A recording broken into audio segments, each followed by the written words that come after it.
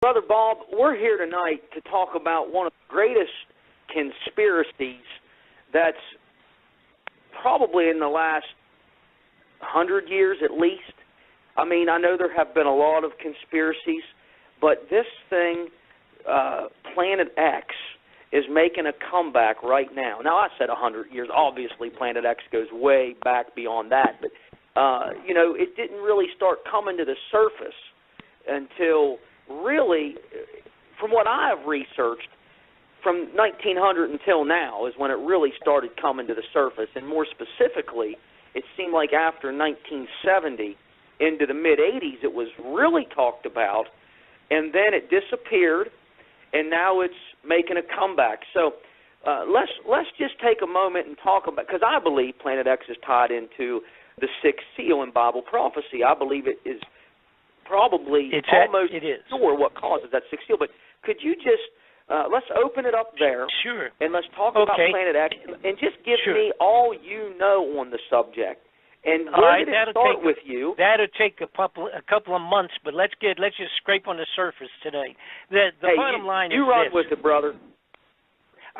Here's, like I say, I've been involved. I literally have been a federal witness, a sworn federal witness in several major inquiries. I'm talking top secret investigations. I actually worked with and completed reports for the Senate Intelligence Committee. I have worked for and with cooperatively some of the few, I use that word, honest senators and congressmen. One was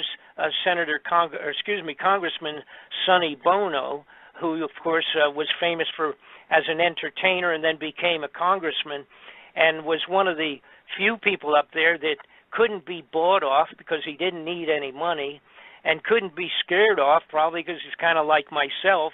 He's got more nerve than brains. And I worked with him, supplying him information, a major investigation that I completed back in the 90s.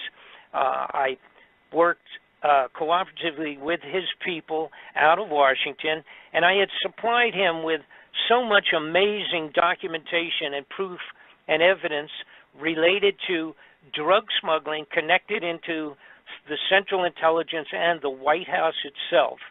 And he was about to launch a major congressional inquiry on the floor of the Congress. We had set up where we were actually going to have subpoena power, which we don't usually have in a congressional inquiry. But subpoena power means that you can force a person to come in and to answer the questions, and if they refuse to answer questions, they can go to jail until they decide to talk. And that's the obvious reason why you will not see that very often in a congressional inquiry, because obviously a lot of people connected to the highest levels of government are afraid to come forward and talk about drug smuggling and murder and that type of thing when you're talking about in front of the Congress. So we had put together an inquiry, was about to launch in 1997, and Sonny was actually murdered over the Christmas holidays so that he would not be able to start that investigation that we had planned. They called me about the 15th of December. They were going on the holidays for the Christmas for about 2 weeks out of the Congress. They were going on their Christmas vacation. They called and they said, Bob, we're ready to go with the congressional inquiry. It'll probably be about the 15th or 20th of January, about 30 days when they get back from holidays. And we're ready to go. They wanted to make sure I was living in California at that time. Want to make sure I was ready to come on into Washington and to get this thing launched that we had actually been working on for about 9 months. I said, great, that's wonderful. And 10 days after that telephone call, Sonny was murdered on the top of the ski slopes. They told everyone he had run into a tree and he was dead, and that was the end of that investigation. Now, I point that out only to say that that is how serious these people are in terms of having total control over the corruption that's going on out of Washington. All right? If someone at the level that Sonny Bono was as a congressman, if he's about to spill the beans on a major problem, whatever it might have been, a major corrupt activity like the drug smuggling back in the 90s, they are eliminated one way or another, and in Sonny's case, he was murdered, period. End of story. Now, I've done a special investigation on that, which I've made available to anybody that's interested. It is in a DVD form. It's a complete report, very interesting on the Sonny Bono situation. But having said that, let me move forward and talk about what happened with Planet X and how I got into it.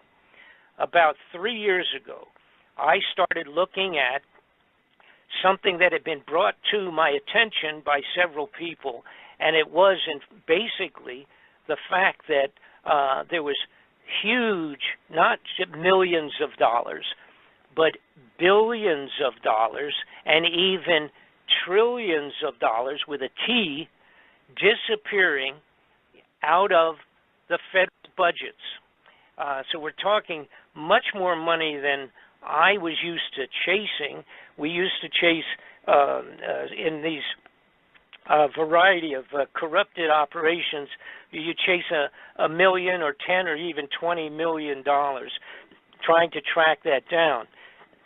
When they would, it would show up, let's say, disappeared out of a budget.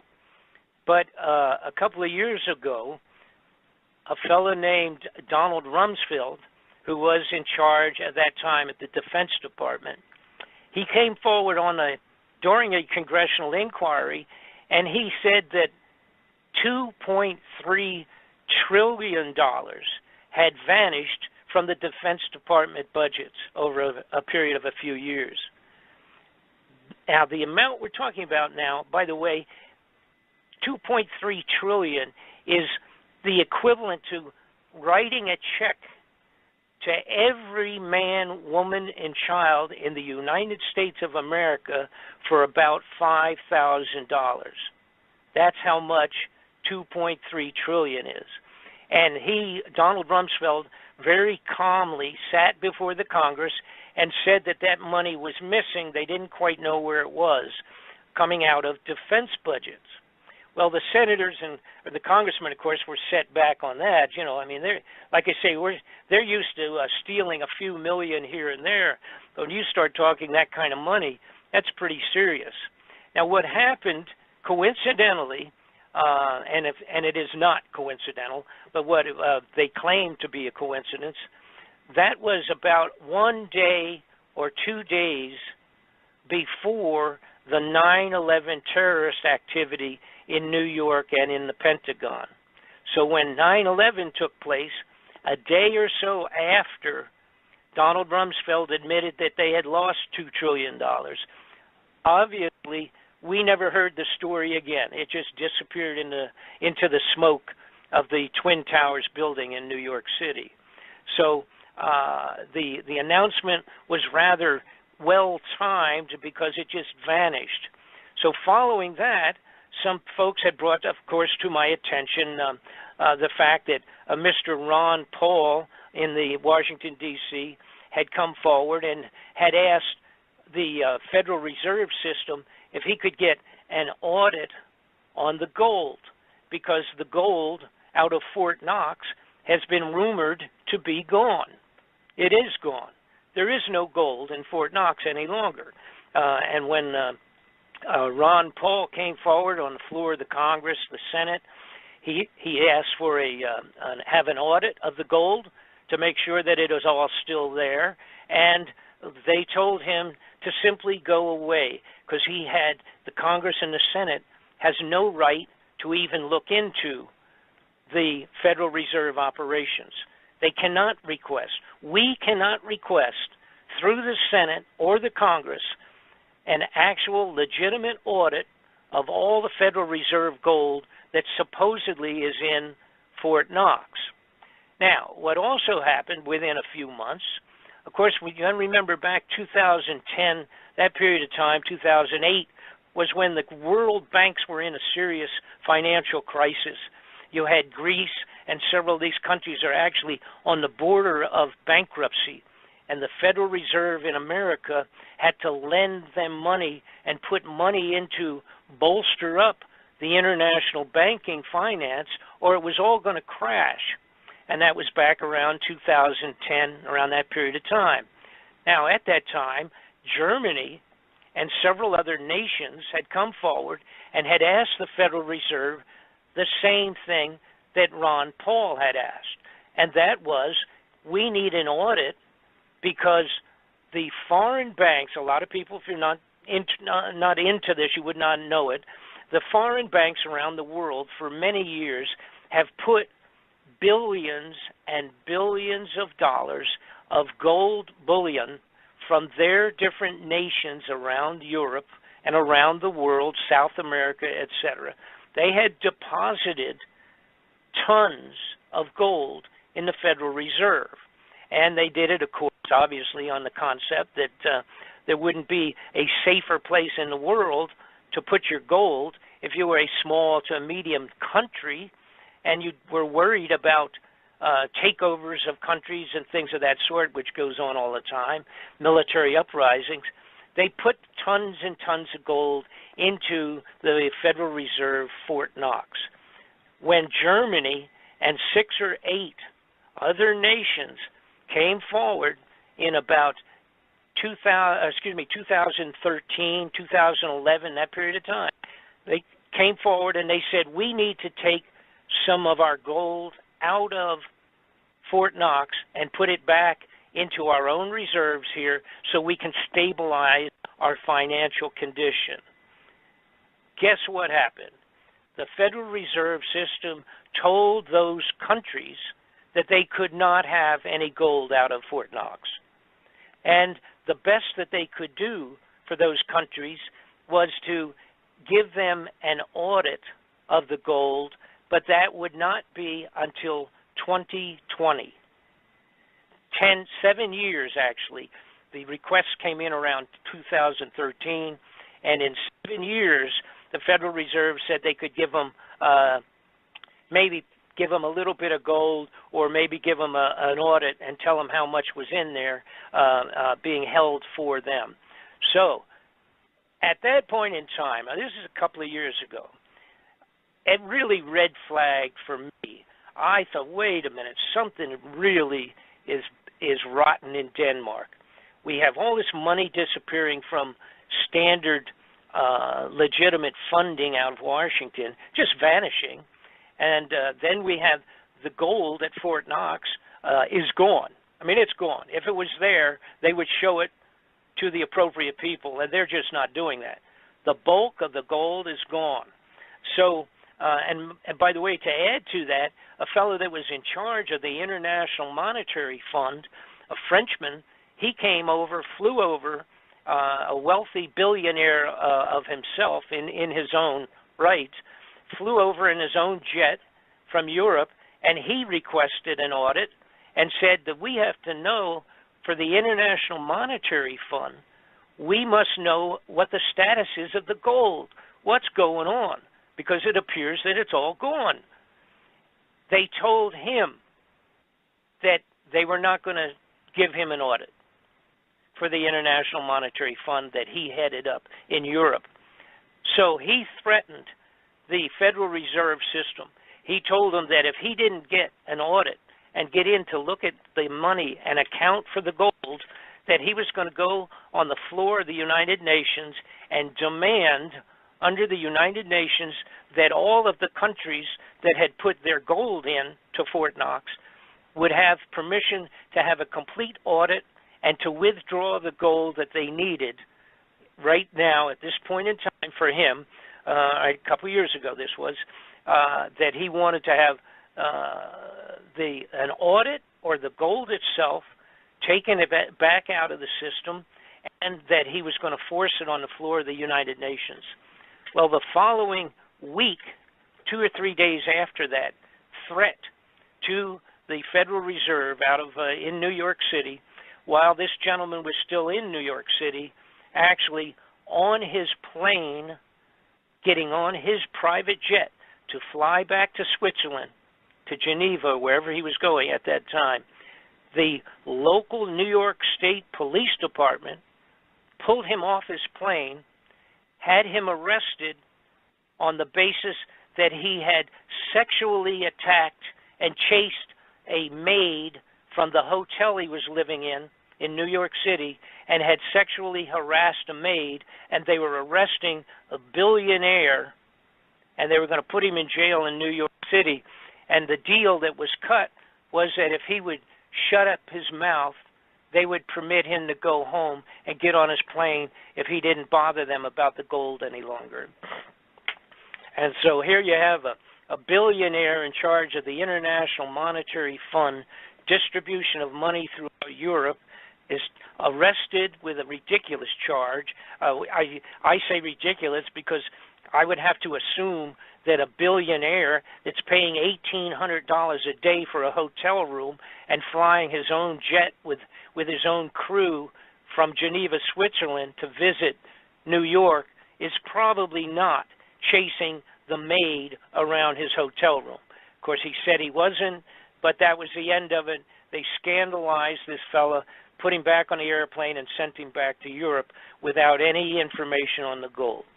So, as I say, to get back to my own situation, I right away I realized, when you're talking about trillions of dollars vanishing, and then you look at the rest of the scene, for example, changes that had taken place for 20 years with the space program being very, very different from what it originally was, and the expansion of what they called continuity of government within the United States, and the fact that they were arming the police departments with military weapons all over the United States, it started to really bother me.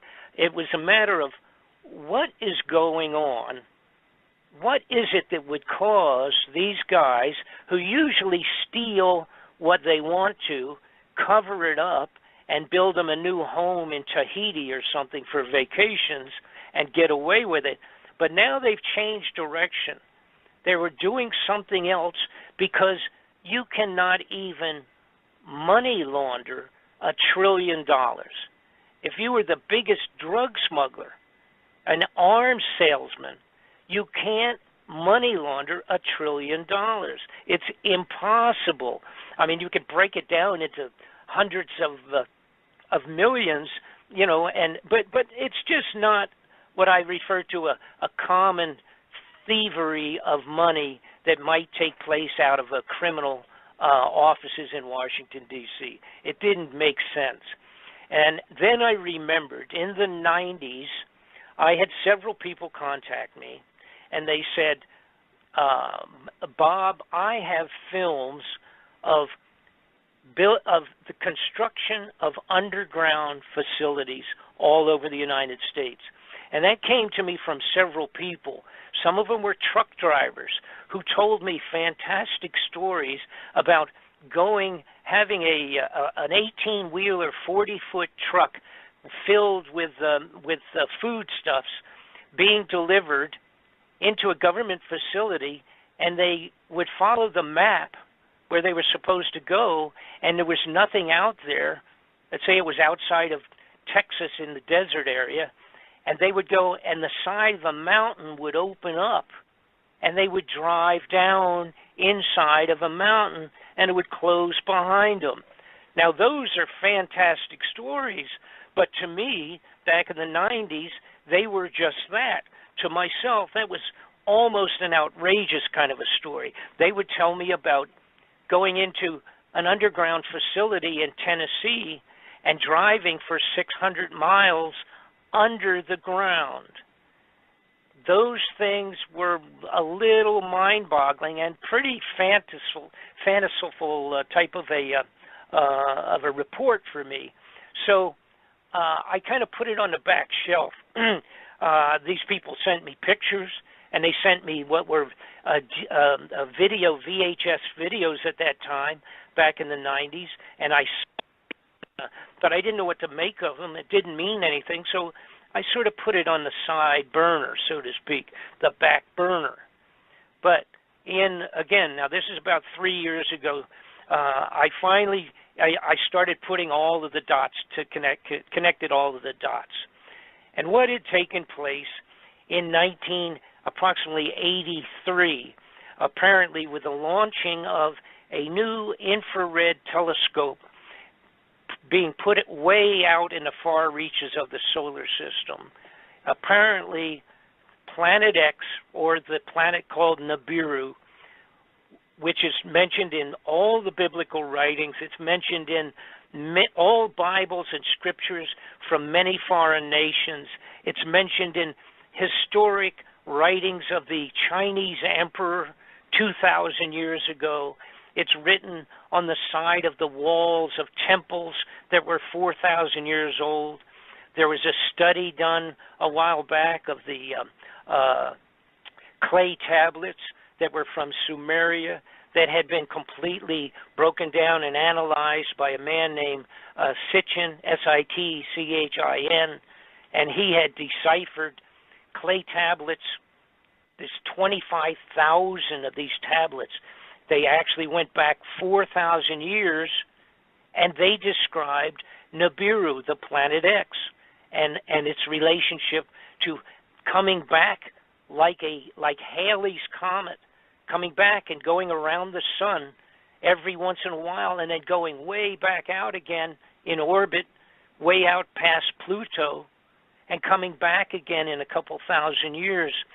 And this coincided with the biblical talk. It was called wormwood in the Bible, and it's described in, like I said, a whole multiple of whether they're not necessarily all Christian writings, but nonetheless these are biblical scriptures of sorts coming from around the globe.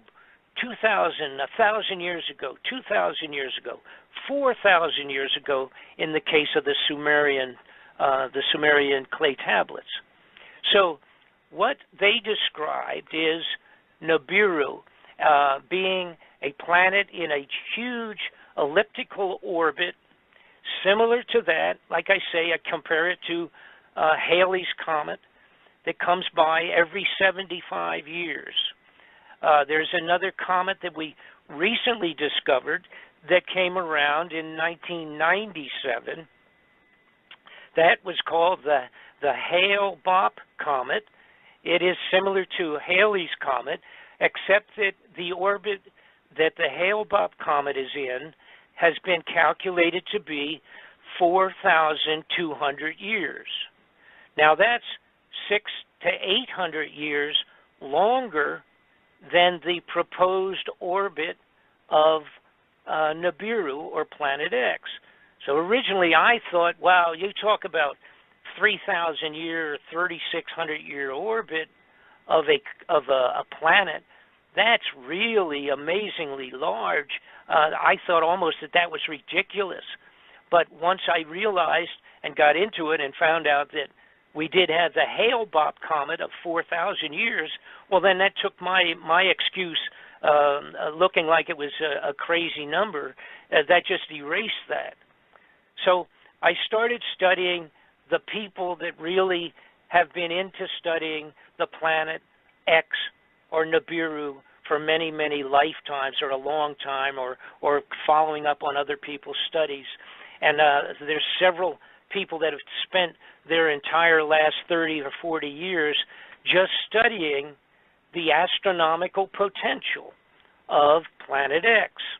Now, and get back to where I was, in 1983, apparently it was discovered sufficiently that scientific people at a very high level came into President Reagan and George Bush, the vice president, and said, we got a problem.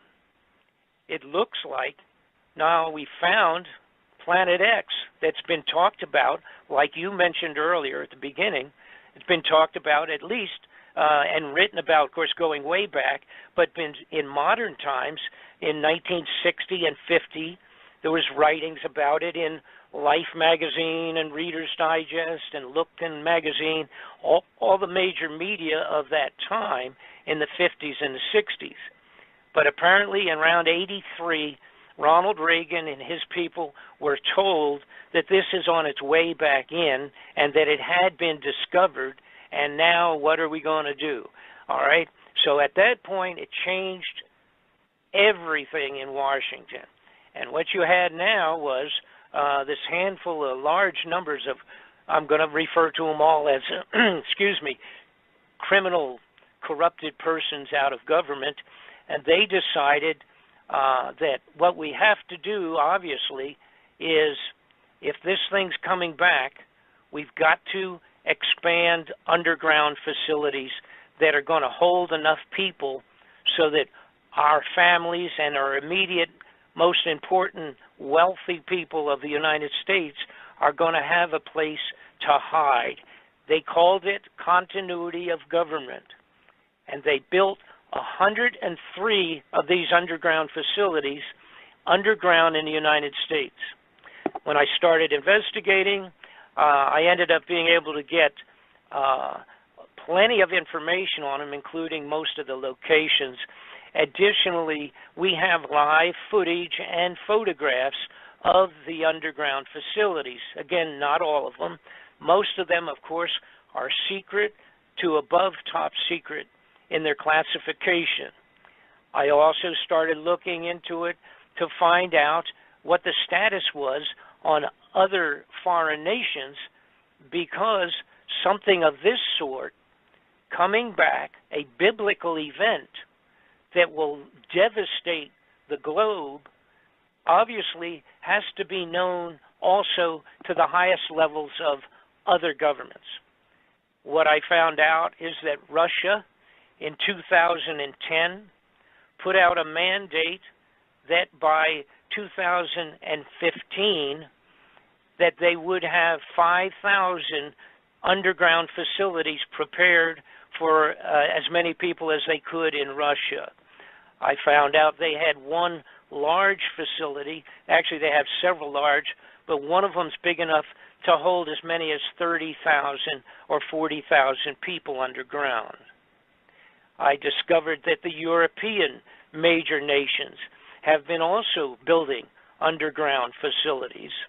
And then I also discovered, which anybody can look up because it is part of public information in general, you can look up what's called the Seed Vault of Norway or Denmark. They have built a giant international cooperative seed vault, maintains billions of seeds in the to be hidden away. It's underground in the side of a mountain. You can look it up on a computer. Just put International Seed Vault, and you can find it yourself on the computer. This is a storage facility maintaining all of the necessary seeds to reseed the globe, the entire face of the earth, or as much as they want or can, after the complete devastation similar to the original floods of Noah, which is what Nibiru, Planet X, will potentially bring upon the globe when it comes close to the earth. Now, I'm going to take a brief pause here, get a drink of water, and if you have any questions up to this point in time, feel free to shout them out at me and let me know what you would like to ask. Absolutely, Brother Bob. I'm telling you, this is getting better and better by the minute. Wormwood in the Bible, to me, is more referring to a meteor falling into the waters, and I don't believe it's specifically talking about Planet X. However, Doug Elwell, author, says, author of the Planet X and the Sign of the Coming of the Son of Man, says he sees Planet X in the Bible through his understandings of Scriptures. Now I myself, I draw more of a speculative conclusion that the apocalyptic events in the Bible that are talked about in the tribulation are brought about by Planet X. I can't say I can see it clearly in the Scriptures, although I do believe it can be theorized that Planet X is the cause for some of the biblical events talked about concerning Bible prophecy. And that's I do have that theory. Sure. Because okay, however, this is going to answer your question, and it fits both cases, both case situations. First off, it's not going to be a theory.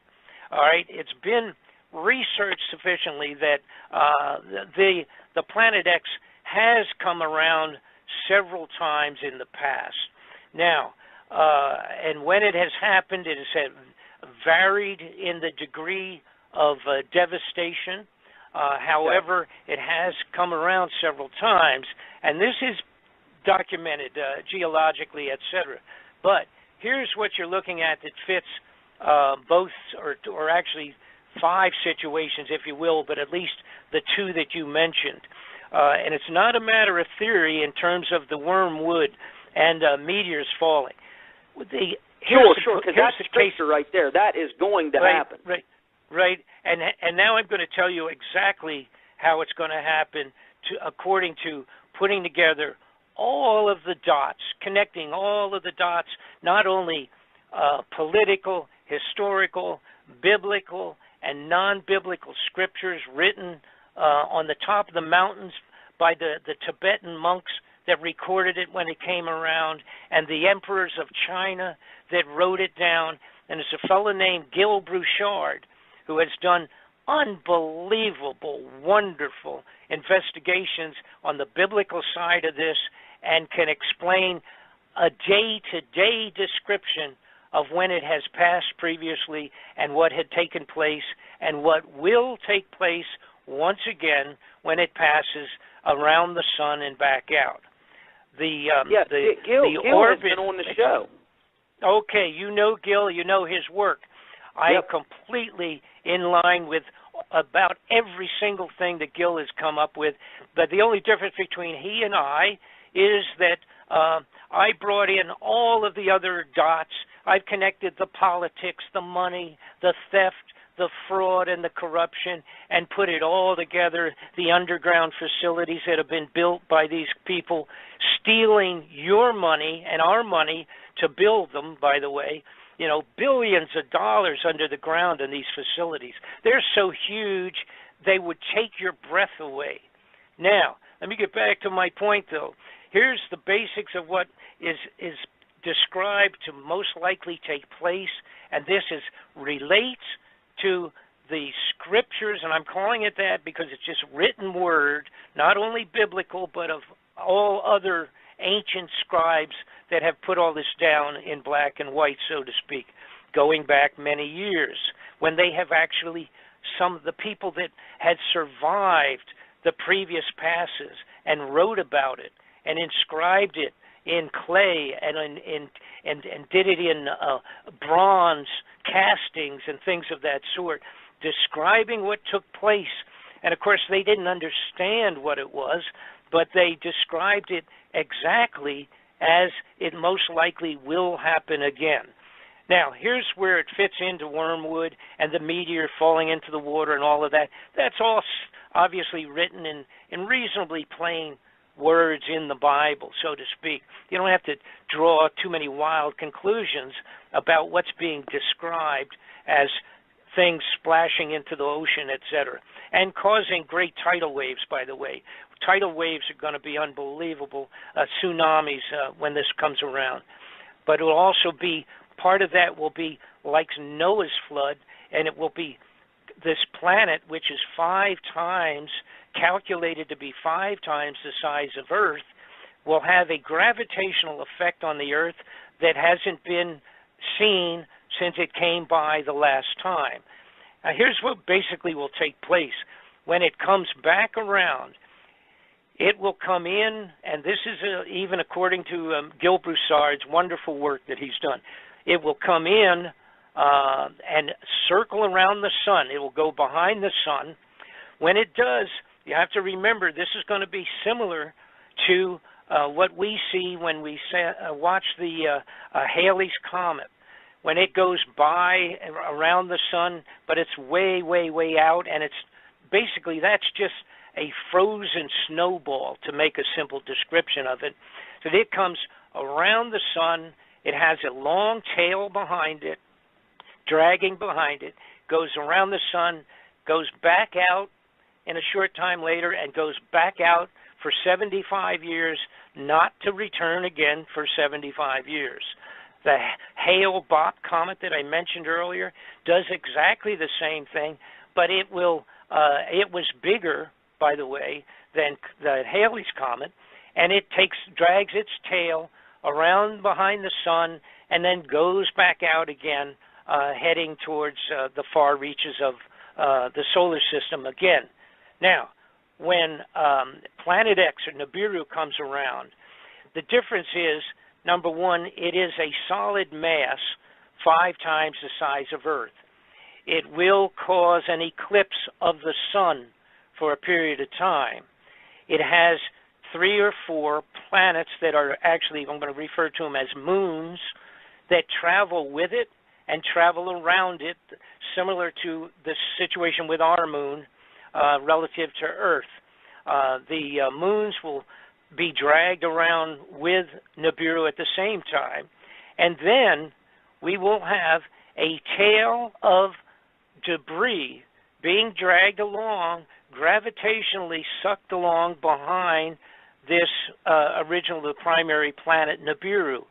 When it comes by, it will travel behind the sun.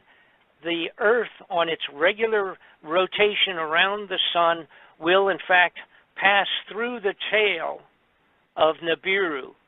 When it does that, you will have the equivalent of the biblical meteorites that fell upon the earth in hail and brimstone. They didn't know how to describe it, but basically we're going to have flaming meteors of different sizes, meteorites, crashing.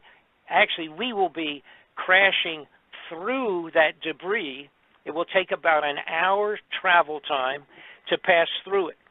Then, bearing in mind now the Nibiru would be ahead of the Earth, going around the sun, and it will take about 155 days for Nibiru to come out the other side and head back towards outer space once again, not to come back for some unknown period of time. Now, there's a debate between 2 or 3 different groups of people that have been studying this, and that's okay, because it doesn't affect the bottom line on this. The debate is whether it comes around in 3,005 or 3,600 years, or if it comes around 350 years, which is closer to the figure that Gil Broussard believes in, doing his studies. And he has very good information to back that potentially up in terms of the numbers of years. All right, so here's what I'm saying, where it doesn't make any difference to you and I. If this comes around in our lifetime, then we're talking, it doesn't make any difference if it's been out for 3,000 years or if it has come around 10 times 300, which would be 3,000 years, and coming around 10 times since that same period of time. So in other words, it doesn't make any difference if it's 3,000 or if it's coming around every 300 and 350 years. It does not make any difference, because if it comes during our lifetime, we are the ones that will have to face whatever it will bring with it. And the meteorites, those things where the biblical students talk about that being what is written of in the wormwood, I believe what it is in reality, it is Nibiru itself is the wormwood, and all of the debris that will hit Earth when we go through the tail of that thing. Actually, we will plunge through the tail, and it will take whatever. I think it's about 1 hour of actual going through the tail itself. It's actually mathematically been analyzed, but sure. That will bring with it. You see, that will bring with it a multitude of meteors, etc. And I must say this: we already have an increase and a multitude of effects today from Nibiru, and I'll be glad to talk about a whole bunch of that when we get back. Yeah, that's great. Have to take a break. The top of the hour break, and I'm having just such a good time talking to you tonight. We are on with Bob Fletcher, BobFletcherInvestigations.com. Just in 5 minutes, we're going to hit a break. But before we do, I want to talk about one more thing, and then when we come back from the break, I've already talked pre-show with Brother Bob about doing some questions.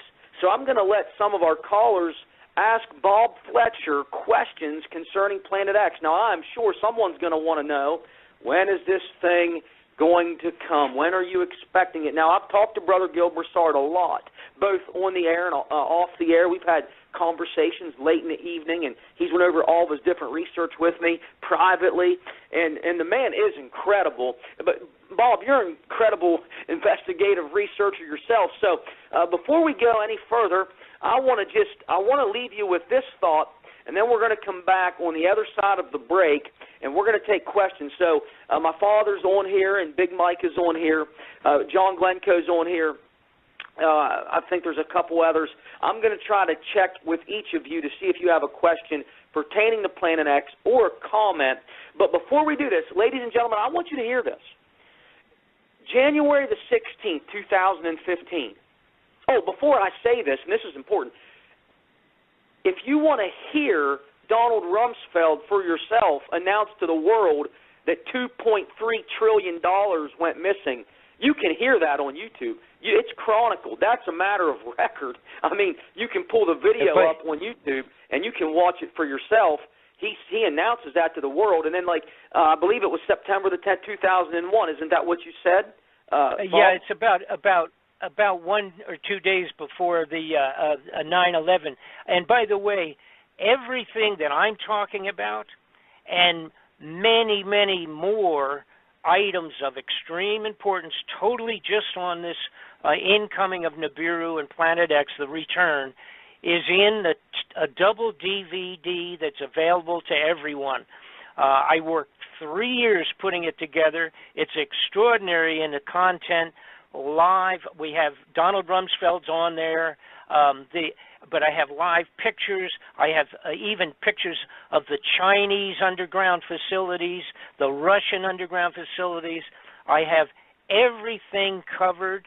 I have even the Vatican's side to this thing because they're aware of it and they are part of keeping it secret. I have everything that you would ever ask in a question has been answered on our DVD, and it is available to everyone through my website. But I'm going to get off now, and you go ahead, and when you want to have some questions, I'll be glad to answer them. If I can't answer them, I'm just going to tell you that I can't. But I will probably be able to answer any questions you have. Awesome, and that DVD is available at BobFletcherInvestigations.com. Now listen, when you go to BobFletcherInvestigations.com, you are going to see a lot more than just a DVD there. I mean, you read the articles and the reviews that people have written on his website for yourself. They're right there in plain English. You can see what people are saying about Bob Fletcher's investigation. But listen, before we take the break, and we're going to do that here in just a couple minutes, it's 10:57 East Coast time, Interstellar Realities Radio, blogtalkradio.com/Interstellar Realities. Before we take the break, I want to leave you with this. It was January the 16th, 2015. Space.com, okay?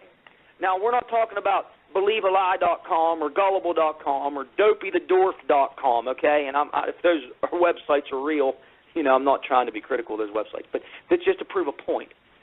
Space.com is a very credible website. I mean, this website may not be the most credible in the world, I don't know, but I know that they put some good information on it. It's trafficked a lot by a lot of people. January the 16th, 2015. Here's the article. Space.com. Mysterious Planet X may really lurk undiscovered in our solar system. Now, that alone is curious to me because at one time, 6, 8, 10 years ago, you were laughed off the face of the earth almost. You were laughed to no end. People laughed at you if you mentioned Planet X. The mainstream denied it. NASA had scientists on YouTube deny it. No way, hee ha ha, can't exist, forget it. But now, all of a sudden, in the last couple years, and I was down in my dad's house, sitting around the kitchen table with my dad, the kitchen counter, when CNN started talking about the possibility of these planets. They started announcing a new planet and all this stuff. And I said, Dad, don't you remember when we were, and I called Pastor Shannon Rustin, I said, when I was researching Planet X back in 07, 08, people that were into Planet X said, listen, right before this thing starts appearing, they're going to start leaking it out slowly. Back then they were denying it vehemently, but today they're leaking it out slowly. So back up to January 16th, 2015, an article on space.com, mysterious planet X may really lurk undiscovered in our solar system. And I'll just read a couple lines of it. We're going to hit the break and bounce back. It says this: Planet X might actually exist, and so might Planet Y. At least two planets larger than Earth likely lurk in the dark depths of space, far beyond Pluto, just waiting to be discovered. A new analysis of the orbits of extreme trans-Neptunian objects suggests. Okay, can't say anything else. I hope that's a cliffhanger for you. We're going to be back with more on this article and much, much more from Brother Bob Fletcher. This is Interstellar Realities Radio. Friend, I was once again tucked away in the Appalachian Mountains of western Pennsylvania. We are live with Bob Fletcher. My dad is now live with us as well. We have red mics on Dad, red mics on Big Mike. Brother John Glencoe, I see you out there, and I want to get to you, my friend, too, as soon as we can. But, Dad, Big Mike, you're on live now, and you've heard Bob talk here for the last hour, and he has covered a lot of stuff. I'll be honest, the first 30 minutes was over my head. I mean, the stuff he was disclosing to us about the United States government and all the different the scandals, the things that have happened that no one knows about in his toy company and all those things. I'll be honest, I wasn't quite ready for all that. I was just floored by that information. But now we're trekking with Planet X, something that we have all talked about privately, probably on the radio show before. So, Dad, Big Mike, you're on with Bob. Want to use, if you could, fire out a question or a comment you have pertaining to what he's been talking about